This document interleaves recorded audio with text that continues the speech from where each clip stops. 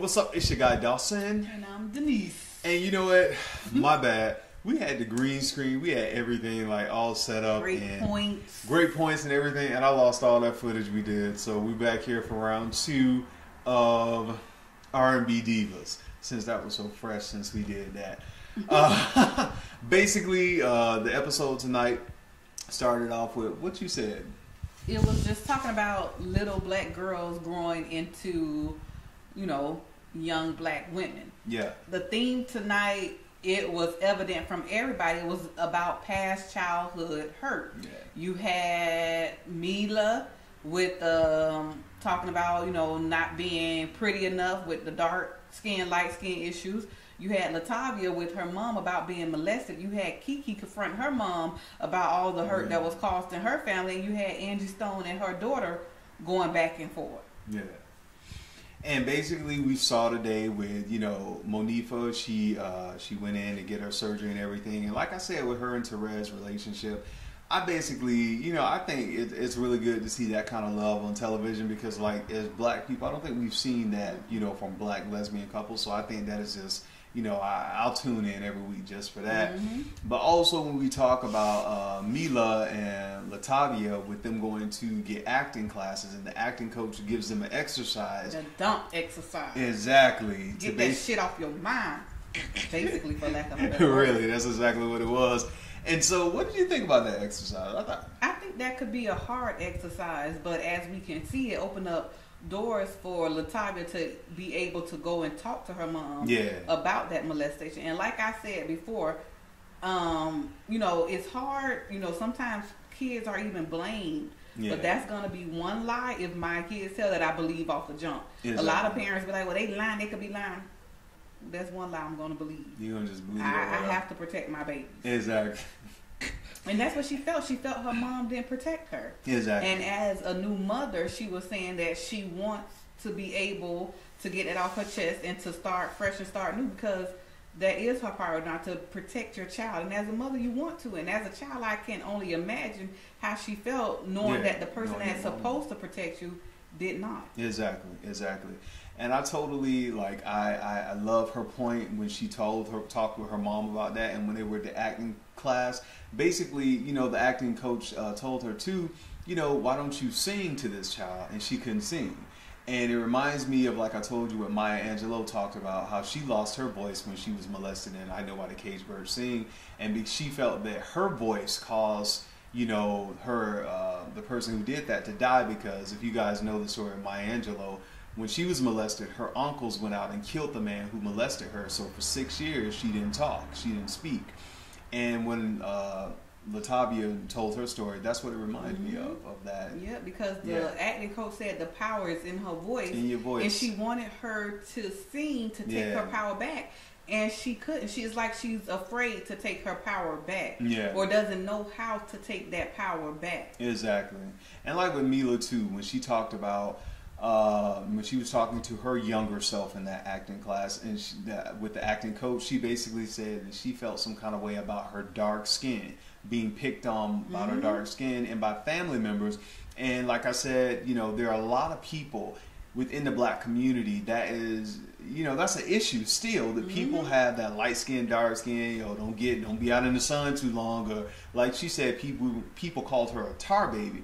And I'm like, what kind of person gonna call a child a tar? You know, and her skin is beautiful, no blemishes, just beautiful. And people have to love the skin that they're in. Exactly. And like I said before, I had a cousin say to me that I turned into a beautiful a swan or whatever, like I was some type of ugly duckling. And bitch, I always knew I was cute. So it's like, oh man. I don't get what you're saying. I always thought I was cute. So exactly. What do you mean? And I like how you say that because you have to take that. You have to take your power back. You can't. I don't care what people think about you, what they feel about your lifestyle, your color of your skin. You got to take your power back. Nobody ain't gonna love you like you love you. And once they know that that doesn't get to you, they will leave you alone. They're gone. You don't have to worry about it no more. So basically, they went through the acting class with that. And then speaking of counseling, Kiki. finally went into counseling with her mom. They went to go see a psychotherapist, which I just think that is just phenomenal for them to just show this on R&B Divas, because so many people, especially now, mental health issues have gone up in the United States, and if you need counseling, go get counseling. Go get it. Family, individual counseling, whatever, go get it. Go get it. And don't pick at those that do. Don't continue to call them crazy, or don't look at them in any kind of way because that's what they're going to get. Or whatever. And in counseling, her mom said to her that she's trying to prevent her from becoming her. Yeah. And I feel that that's one of the reasons why her mom has, or they can't get along, because her mom does not love herself, and she sees herself in Kiki, so she can't even give Kiki the love because it's reflecting. She's a reflection of her. Yep. And she doesn't like herself at this time. She's not happy with herself. So if I see myself in someone else, I can't be happy for them or even happy with them. Yep. True. I totally believe that. And like you said, when people aren't happy, they're going to constantly pick at you, kind of get stuff from you, hate on you because they want you. They see themselves in you, basically. And like her mom said, I don't want her to be like me. And, I definitely hope that, they continue with counseling. And she did say she was going to continue to pay for counseling with her mom. So I think that was good.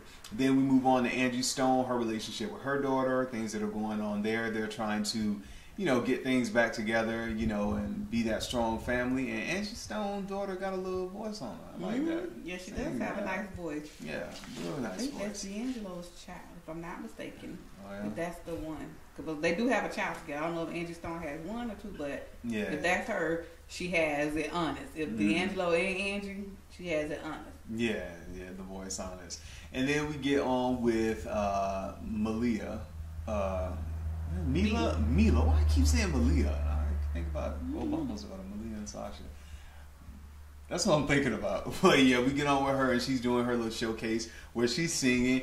And one thing I like about Mila is like the whole, when she got there and she wanted to hear the sound, an artist knows if the sound isn't right, you kind of know where your performance is going. If the sound is kind of suspect or iffy, you kind of know, oh man, if God don't show up and show out. Right. And then on the other hand, being a performer, with the sound being off, you can still pull it off. So it goes both ways. So that was good. That'll show you a true performer that still can perform through anything. If I had to even throw the mic down and just gave it to you a cappella, I mean, here it is. Exactly.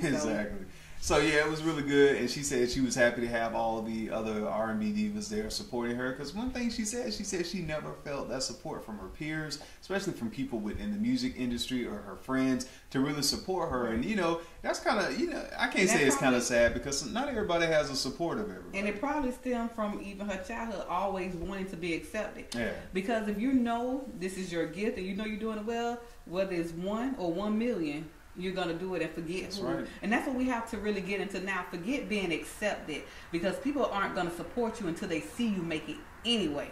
Yep. So forget being validated, being accepted about people. Forget people not even realizing your dream. Just do it. They will come. Build it. They will come. Exactly. Most certainly will. So that was the real run through from tonight's episode. We'll be back next week, hopefully with the green screen. Hopefully with the record button. Shut up. I'm sorry. I made a mistake. Whatever. 2. Exactly. Until next time, I'm your guy Dawson. And I'm Denise. Peace.